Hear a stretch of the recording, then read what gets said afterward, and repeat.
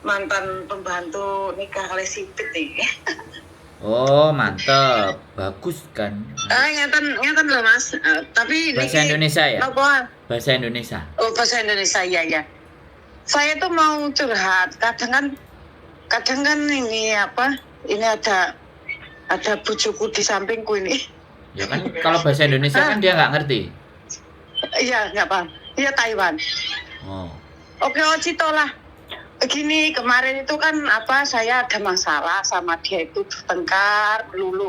Lepas itu kan sedikit-sedikit dia tuh kalau bertengkar tuh ngomong ini, ya udah nanti kalau aku gini, kalau kamu pulang kerja aku nggak ada di rumah, kamu cari dokumen-dokumen kamu di sini ya, katanya kayak gitu.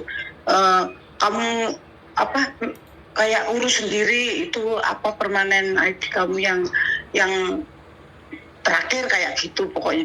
Nah saya tuh mikir loh Mas, yang aku kalau saya apa ngurus sendiri itu apa bisa kayak gitu. Aku tuh kadang-kadang takut. Sampai sekarang kadang-kadang itu orangnya itu kayak gimana? Cuek kayak gitu katanya dia aku mau balikan sama istriku yang dulu katanya kayak gitu. Terus aku tuh jadi mikir-mikir, kan ini sudah apa? Saya ini apa yang terakhir tuh loh Mas. Maksudnya apa ya? Sanjeng. Maksudnya visa. Bukan visa yang terakhir tuh yang 2 tahun lagi kan saya sudah pengambilan permanen ID. Tapi takutnya dia itu nanti benar-benar pergi ke mana ke rumahnya istrinya, terus itu aku gimana nasibnya Mas? Ya nggak apa-apa. Kan sampean tinggal terakhir. Jadi gini, kalau sampean kan takut permanennya nggak keluar kalau dia cerai. Jadi gini, sampean harus ada cerai dulu sama dia. Kalau dia pergi ke istrinya yang lama tapi tidak ada status cerai sama sampean kan ya nggak bisa secara hukum. Oh kayak gitu ya? Iya dong. Nah, dicerai itu sampean nuntut, ya kan? Kamu tanda tangan yang tahun ke-7 itu selesai, kamu tanda tangani baru kita cerai, oke. Bilangnya gitu. Nah, tapi dia katanya nggak mau nyerain kalau aku bilang kayak gini kemarin. Ya bagus. Ya oke lah, nggak apa-apa. Aku bilang kalau kamu perlu kebalikan sama istri kamu, balikan aja. Aku juga nggak apa-apa. Orang aku ini orangnya nggak begitu mikir ya Mas soalnya. Ya bukannya aku sombong. Aku sekarang udah umurnya tua, nggak terlalu mikir laki-laki kayak 100% itu enggak. Udahlah, aku udah tua. Aku yang aku pikirin kerja cari uang, ngumpulin uang, kerja cari uang, ngumpulin uang kayak gitu aja aku. Cuman kemarin itu entah ada apa, dia itu tiba-tiba profil WhatsApp-nya yang dulunya sama aku diganti profil kayak kartun kayak gitu. Cuman mungkin aku orangnya yang terlalu negatif thinking, jadinya aku mikirnya yang enggak kayak gitu Mas soalnya. Terus aku marah sama dia, ya udah kalau kamu memang pilihannya kayak gitu ya nggak apa-apa, aku bilang kayak gitu. Terus aku tuh bingung, terus aku mau nanya Mas ini, kalau saya kerja di restoran itu sudah 6 tahun. Kalau sumpamanya dia nggak mau lanjutin itu apa company-ku tuh mau nanggung aku lanjut ya Mas? Ya itu pertanyaannya ke restorannya bukan ke saya. Oh, maksudnya dulu belum ada case kayak gini ya? Ada, banyak. Tapi kemarin temanku yang satu kerjaan sama aku tuh bilang katanya bisa, temen aku tuh bilang adanya kalau kamu memang benar-benar dibuang sama bojomu, suamimu itu kamu bisa itu ngomong sama tempat kerjamu suruh lanjutin kayak gitu. Tapi aku mikirnya apa ya, iya ya kayak gitu. Iya. Wes, kalau ngomong gantian ya Mbak. Habis ngomong terus saya ngomong. Jadi jangan saya ngomong sampean potong, ya. Iya. Nanti kalau sampean potong terus sampean nggak dapat info. Yang ada cuman sampean cerita tok tapi nggak nemu solusi. Ya makanya ini mau minta solusinya Mas. Makanya kan saya kalau ngomong sampean jangan motong. Ya, saya kasih kesempatan sampean ngomong baru sampean ngomong. Jangan aku ngomong sampean langsung oh gini Mas aku itu gak pikir bla bla bla. Ya gimana saya mau ngomong? Terus gimana nih Mas? Sampean mulai dari sekarang nanya dulu sama restoran. Oh gitu. Aku ini ada persoalan sama suamiku dan tanda tangan permanenku tinggal berapa bulan ibaratnya. Kalau seandainya suamiku nggak mau ngasih aku ke tahun yang ke-7 terakhir, kamu kira-kira mau nggak jadi tukang tamponya untuk jadi permanen? Kan aku sudah kerja sama kamu sudah sekian tahun, bisa nggak kamu bantu sama yang punya restoran? Kan? Minimalnya manajernya. Kalau nggak ada yang ownernya ya manajernya, kalau ada ownernya ya ownernya. Soalnya kan laporan MPF sampean kan jelas nama perusahaan, nama restorannya itu toh. Nah, makanya tinggal dia bikin surat tampo, surat jaminan bahwa yang jamin dia untuk ketika permanen dan bekerja adalah perusahaan ini, restoran ini. Nah, kalau restorannya ACC, sampean nggak usah pusing sama suaminya. Oh gitu ya Mas. Ya, tapi kalau restoran nggak mau, wah ya ini yang agak sampean berat. Makanya bingung aku. Nggak usah bingung. Sekarang aku ngomong. Makanya coba dulu ngomong sama yang punya restoran. Oh. Paham nggak? Biasanya nek wong tua, orang tua itu memang kalau dibilangin angel. Paham nggak? Iya ngeyelan Mas, ngeyel. Nah, ya, sampean wis duwe KTP, wis rumangsa nang Hongkong tuwek, terus ngeyel. Nah, padahal aslinya bingung. Bisa dipahami nggak? Makanya mau curhat kemarin itu mau telepon bingung aku pusing. Tadi udah bangun dari pagi mau telepon masih pagi. Takutnya sampai belum bangun, takut ganggu aku bilang. Sudah bingung ya kan? Tanyanya ke saya yang anak kemarin sore, lah ya repot toh. Aku ini apa dibilangin sama temen aku itu yang nikah sama orang sini itu juga Mas. Coba kamu tanya sama Mas Andro, bisa nggak katanya. Coba nanya-nanya kayak itu. Ya udah aku telepon.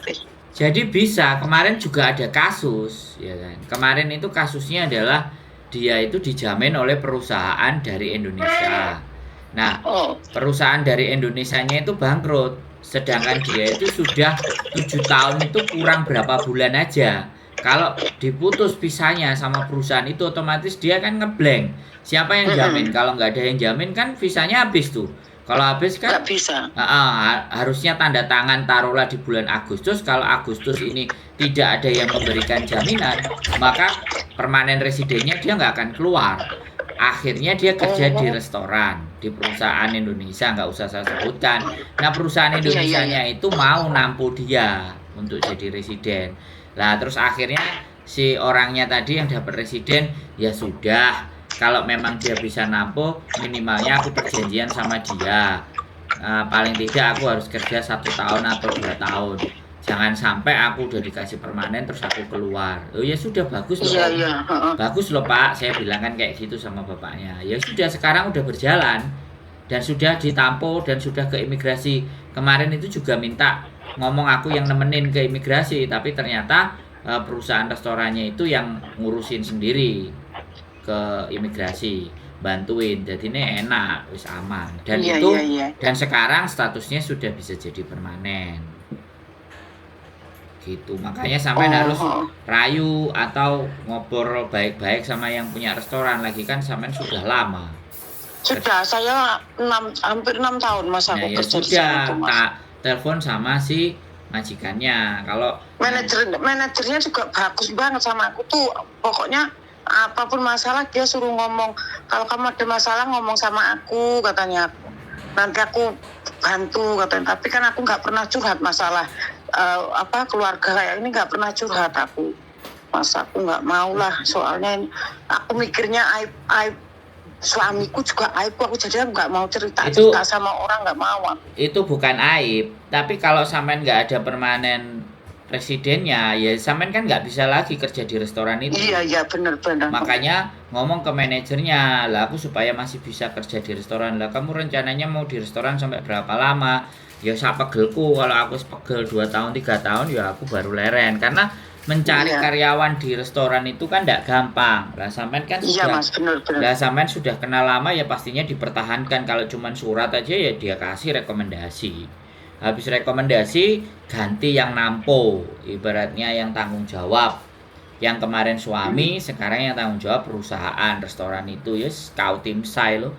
Udah ada tanda tangan, dapat permanen, ya selesai, nggak ada masalah sampean. Iya, jadi gini kan aku ngerti toh Mas, maksudnya kan tahu kayak gitu gimana itunya. Kemarin mikirnya malam sampai mikirnya aku kayak gini. Kalau memang benar-benar itu ya pulang Indonesia lah. Tapi kalau sampai nggak jadi itunya mau gimana lagi? Mikir aku kayak gitu. Terus aku coba-coba mau nanya sampai apa ada kasus kayak gini, kayak gitu. Aku cuma terus temanku tuh bilang, udah telepon aja Mas Sandro.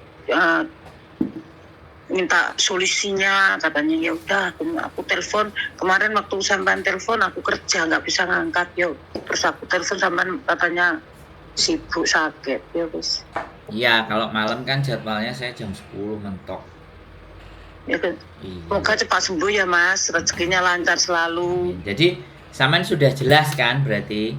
Iya. Sudah paham kan? Makasih. Sudah tahu apa yang harus dilakukan. Yang penting kan itu. Makasih ya Mas. Oke. Makasih ya Mas. Yuk, makasih. Bye. Yuk, bye. Assalamualaikum. Ya teman-teman, ya ini kasus menikah, permanen residennya udah mau keluar di tahun yang ke-7, tapi suaminya blenot. Ya, kebetulan mbaknya itu sudah kerja di restoran. Ya sudah 6 tahun di restoran itu. Ya sudah minta tolong sama restoran itu untuk bagaimana mengcovernya.